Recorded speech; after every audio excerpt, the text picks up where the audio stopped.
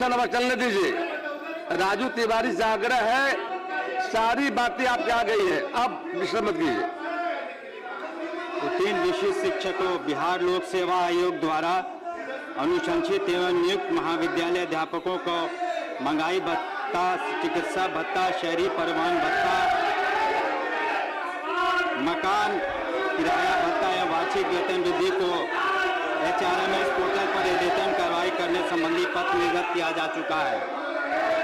साथ ही विभागीय आदेश ज्ञापन 3068 दिनांक राजू तिवारी जी फिर आग्रह कर बैठिए, आप प्लीज बैठ जाइए, कल पूरा समय दिए, क्वेश्चन मत कीजिए। 16 दिनांक 12/11/21 के द्वारा पूर्व से निर्गत आप लोगों के बात पे प्रोसीडिंग में नहीं जा रही है। माननीय मंत्री का जवाब हो रहा, सुनिए जवाब। पे मैट्रिक्स को प्रतिस्थापित करते हुए अप्रैल 2021 से वित्तीय लाभ अनुमान किया गया है तथा यदि किसी शिक्षक पुस्तकालय अध्यक्ष का मूल वेतन अपने से कनीय शिक्षक पुस्तकालय अध्यक्ष से कम निर्धारित हो तो उसका मूल वेतन कनीय शिक्षक के अनुरूप निर्धारित किए जाने का भी निर्देश कृपया शांति बनाए रखें दिया गया है।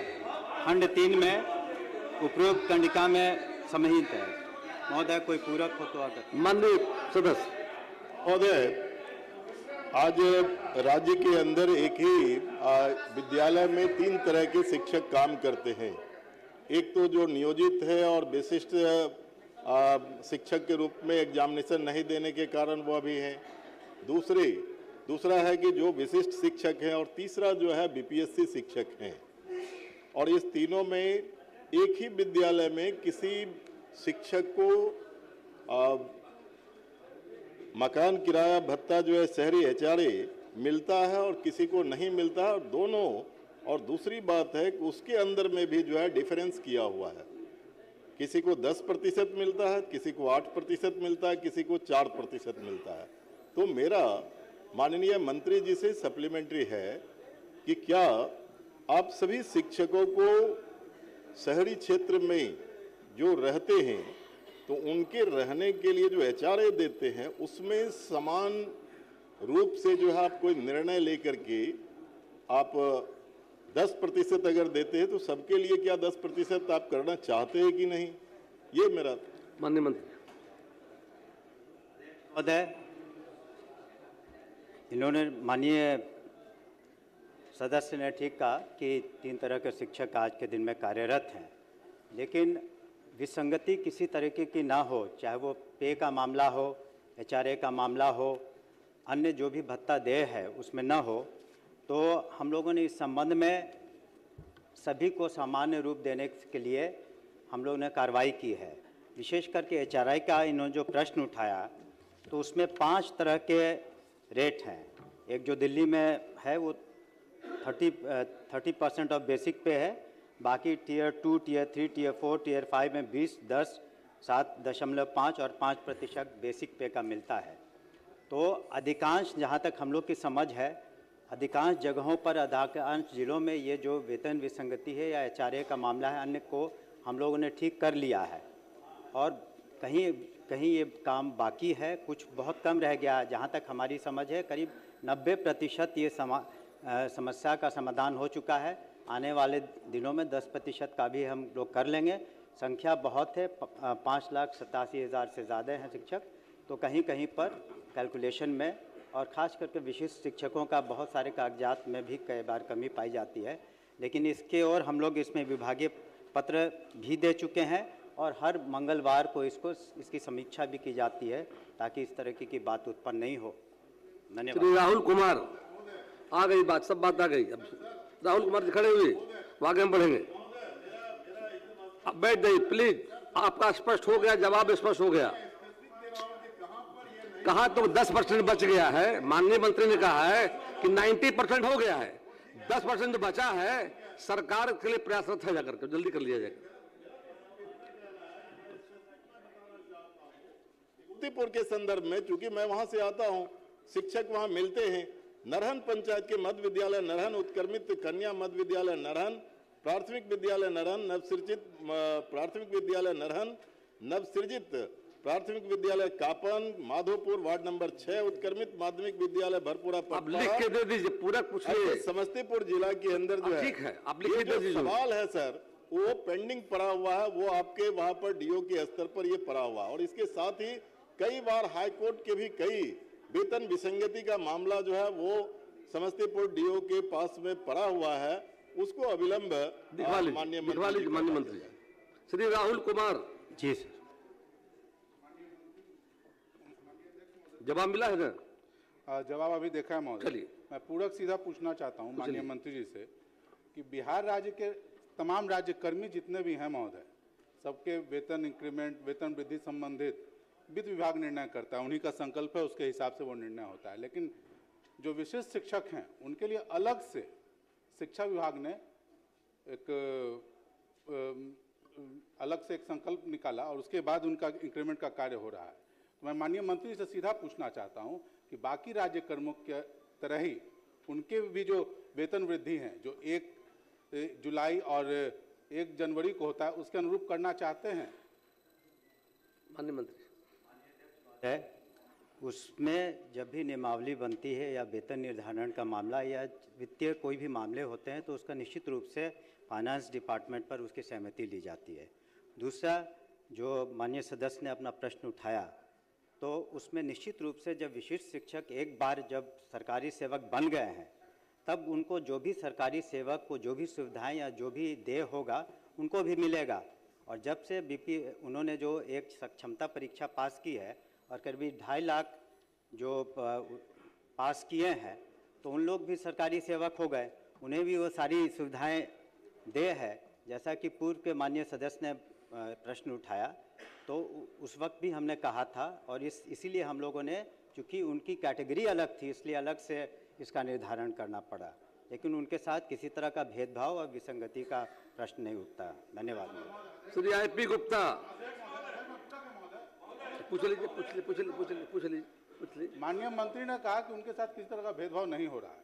इन्हीं का अपने विभाग का, इनका शिक्षा विभाग का जो उन्होंने कहा है कि वेतन वृद्धि दिनांक 1 जनवरी 26 से देय होगा। 1 जनवरी 25 को उन्होंने ज्वाइन किया विशेष शिक्षक के रूप में।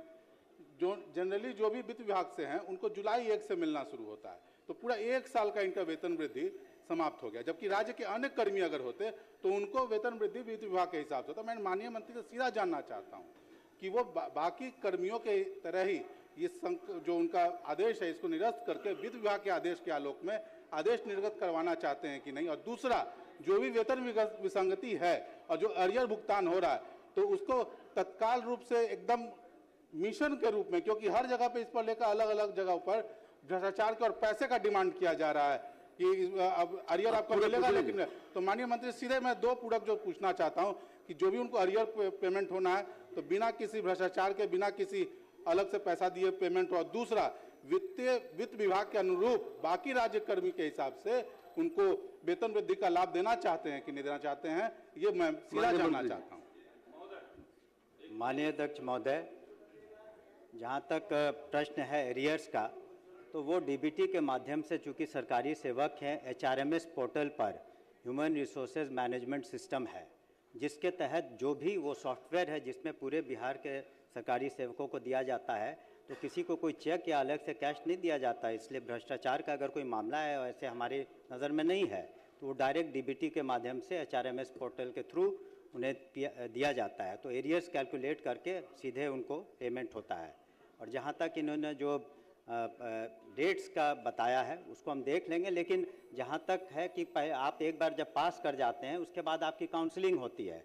चूँकि संख्या बहुत थी, 2.5 लाख से ऊपर थे, तो काउंसलिंग में उसको वक्त लगा। काउंसलिंग के बाद ही आप ज्वाइनिंग करते हैं, इसलिए इस तरह की बात हुई। फिर भी चूँकि माननीय सदस्य ने इस प्रश्न को उठाया उसको पुनः हम विचार करेंगे। IP गुप्ता, श्री IP गुप्ता जी, अनुमति आपको नहीं है, बैठिए आप पहले।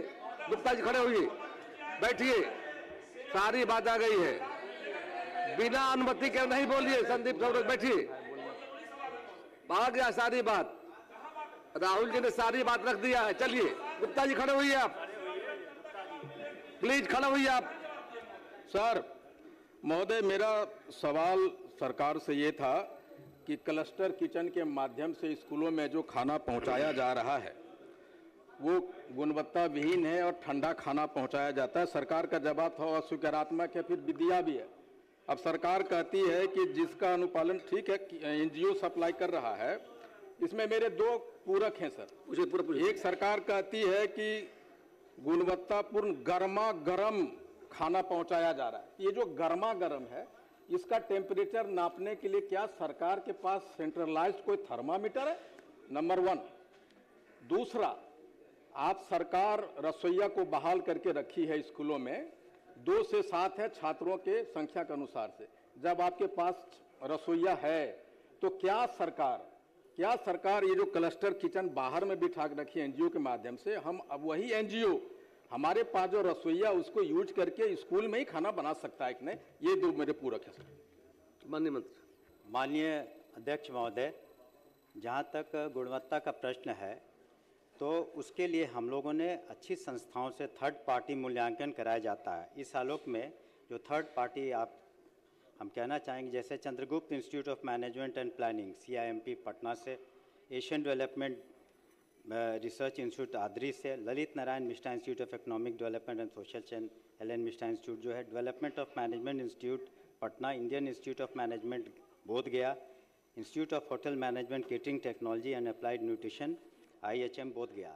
तो इन संस्थाओं से हम लोगों ने सरप्राइज चेकिंग कराया और इसके आधार पर कुछ महीनों में हम लोगों ने जो 6 केंद्रीकृत जो भी कुछ जगहों पर जो हैं उसमें से मशरक तथा परसा, खगड़िया, बहादुरगंज, नावानगर तथा चकाई जमुई की अवधि विस्तार नहीं दे करके इन लोगों की आपूर्ति बंद करा दी है, उनको रद्द कर दिया है, क्योंकि वहाँ पर जो गुणवत्ता में शिकायत मिली थी। हम लोगों ने इन इंस्टीट्यूट से थर्ड पार्टी जांच कराया है।